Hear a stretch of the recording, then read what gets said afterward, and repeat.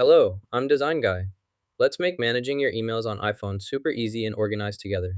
To add multiple email accounts, we'll go to Settings, where we can access and manage various apps, then select the relevant ones to configure our email options. Go to your apps and open the Mail app here, where you'll access and manage all your email account settings easily now. The Mail account option is available after opening the Mail app.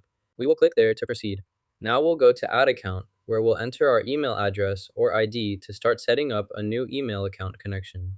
Our mail ID is added successfully, confirming the account setup. Similarly, we can add multiple email accounts using the Add Account option, just like we did earlier, to include all our accounts. We can also configure settings for each account to customize our email experience, keep mail settings on, including sharing in contacts and notes, as needed, or adjust whatever settings we want to customize. We can manage these account settings from here. Let's explore that option. Any discarded messages can be deleted or archived.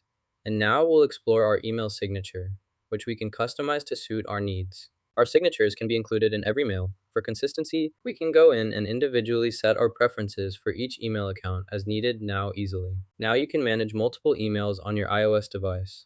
Check the description for a special discount. Like and subscribe.